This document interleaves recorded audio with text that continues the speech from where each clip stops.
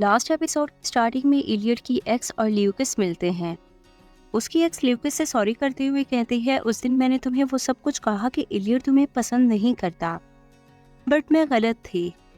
मैंने इलियट की आंखों में तुम्हारे लिए प्यार देखा है। ल्यूकस, तुम हमेशा इलियट का ध्यान रखना। फर्स्ट ऑफ ऑल तुम्हें हमेशा बी पेशेंट रहना होगा। उसे हमेशा समझने की कोशिश करना। अगर वो तुमसे कभी बात करना ना चाह रहा हो तो उससे मत बात करना। समटाइम्स जब तुम उसे देखोगे तो तुम खुद को बहुत ही पावरलेस फील करोगे। तुम्हें ऐसे फील होगा जैसे तुम उसकी लाइफ में यूजलेस हो।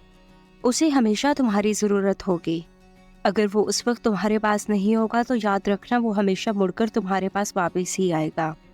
और यही सब मोमेंट्स तुम दोनों के दरमियान सबसे खूबसूरत मोमेंट्स होंगे। मंडे को ल्यूकस कॉलेज जाने के लिए रेडी होता है, बट जब वो इलियट की तरफ देखता है तो अपने फ्रेंड को मैसेज करके कहता है, आज मैं कॉलेज नहीं जाऊंगा, तुम टीचर को कह देना कि वो बीमार है। इतनी ही देर में इलियट ल्यूकस से पूछता है, क्या तुम्हें कॉलेज जाने के लिए लेट नहीं हो रहा? तो ल्यूकस कहता है, डोंट वरी, मेरे पास अभी कुछ टाइम है। तो इलियट गुस्से में कहता है, किस चीज़ के लिए टाइम है? मुझे सोते हुए देखने के लिए? तो फौरन से ल्यूकस कहता है, नो नो, मैं बस तुम्हें जगाना नहीं चाहता था। तो इलियट कहता है, ल्यूकस, मैं इडियट नहीं हूँ, मुझे अच्छे से पता है कि आज मंडे है और तुमने जो नोट रखा था मैंने वो भी पढ़ लिया था, तो इसलिए बेटर होगा कि तुम अपनी क्लास लेने के लिए चले जाओ। और ये कहने के बाद सो जाता है। तो ल्यूकस भी वो नोट उठाने के बाद कॉलेज में आ जाता है। ब्रेक में ल्यूकस अपने रूममेट को कॉल करके पूछता है कि इलियट की तबीयत कैसी है। तो उसका रूममेट बताता है कि वो उठा था, ब्रेकफास्ट करने के बाद दोबारा सो गया। इसके बाद वो अपने फ्रेंड्स के पास आकर बैठ जाता है। उसके फ्रेंड्स ल्यूकस से पूछते हैं, इलियट की तबीयत कैसी है? तो ल्यूकस कहता है, वो पहले से बेटर है। देन इसके फ्रेंड्स कहते हैं, लंच करते हैं। तो ल्यूकस कहता है, मुझे भूख नहीं है, मेरे ख्याल से इस वक्त मुझे इलियट के साथ होना चाहिए था, बट मैं यहाँ कॉलेज में हूँ। ये बात सुनने के बाद बेसिल कहता है, तुम रिलैक्स रहो, तुम हमेशा इस तरह परेशान नहीं रह सकते। जस्ट इमेजिन करो, अगर वो तुम्हारा लाइफ पार्टनर बन जाए तो क्या तुम इस स्ट्रेस में रह पाओगे? इलियट अब बड़ा हो चुका है, उसे अच्छे से पता है उसने चीज़ों को मैनेज कैसे करना है। अगर उसे तुम्हारी ज़रूरत होगी तो वो ज़रूर तुमसे बात करेगा। ल्यूकस कहता है, तो अब मैं क्या करूँ? बेसिल कहता है, अपनी लाइफ एक नॉर्मल तरीके से गुजारना स्टार्ट करो, हमारे साथ पार्टीज करो, ड्रिंक करो। मेरी मदर को भी तो बाइपोलर है, बट मैं तो 24 आवर्स उनके साथ नहीं रहता, तो इसलिए तुम्हें भी खुद को चेंज करना होगा ल्यूकस। जब वो ये बात कर रहे होते हैं तो डेफनी आ जाती है। वो कहती है, वेंसडे को हम लोग प्रोटेस्ट कर रहे हैं कॉमन रूम में, तो काइंडली आप सब लोग आ जाना। और ये कहने के बाद वहाँ से चली जाती है। ल्यूकस जब अपार्टमेंट में आता है तो वो देखता है इलियट उसके फ्रेंड्स के साथ बैठकर प्लेइंग कार्ड्स खेल रहा है।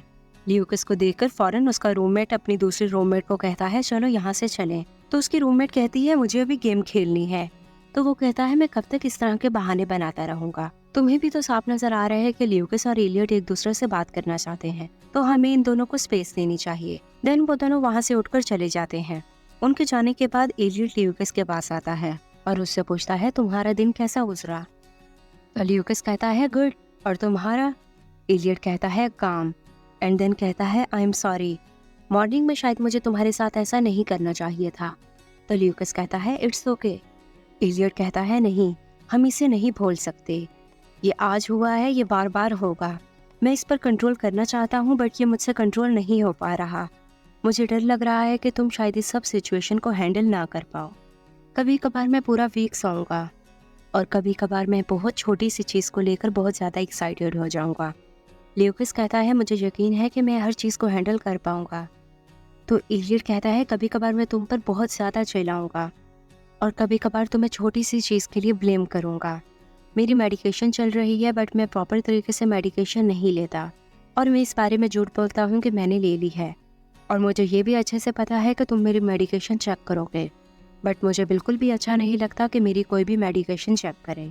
मैं नहीं चाहता कि तुम्हें मेरी वजह से पेन हो या फिर मेरी वजह से हर्ट हो। तो ल्यूकस कहता है, हम हर चीज़ को इकट्ठे हैंडल करेंगे।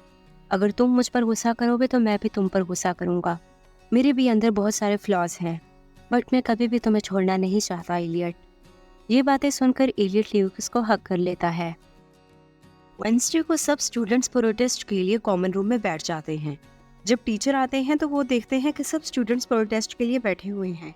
तो वो कहते हैं, तुम लोगों के ब्लैकमेल करने से मुझे कुछ नहीं होगा। मैं कभी भी कॉमन रूम को आप लोगों के लिए ओपन नहीं करूंगा। तो फौरन से डेफनी खड़ी हो जाती है और कहती है, सर आई एम सॉरी, मैं मानती हूँ कि हम लोगों ने गलत किया, बट प्लीज हमसे हमारी आज़ादी मत छीने। एक कॉमन रूम ही ऐसी जगह है जहाँ हम आज़ादी से सांस ले सकते हैं। पहली दफ़ा बहुत सारे स्टूडेंट्स ने एक दूसरे को यहाँ पर जाना। जब डेफनी की बातें कर रही होती है तो फौरन से बेजिल भी खड़ा हो जाता है और वो भी डेफनी को सपोर्ट करते हुए कहता है कि सिर्फ इसमें मिस्टेक डेफनी की नहीं है, बल्कि हम सब स्टूडेंट्स ने मिलकर ये किया, एंड प्लीज सर हमें लास्ट चांस चाहिए। एट लास्ट उनके सर एग्री हो जाते हैं।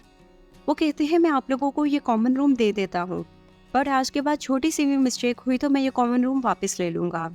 ये बात सुनकर सब स्टूडेंट्स बहुत खुश हो जाते हैं और वो कहते हैं, सर आज के बाद आपको कभी भी शिकायत का मौका नहीं मिलेगा। इसके बाद सर वहाँ से चले जाते हैं। सर के जाने के बाद डेफनी बेजिल के पास जाती है और उसे कहती है, थैंक्स बेजिल मुझे सपोर्ट करने के लिए। नेक्स्ट डे इलियट अपने पेरेंट्स से मिलने उनके पास जा रहा होता है तो ल्यूकस बहुत ज़्यादा इमोशनल हो जाता है।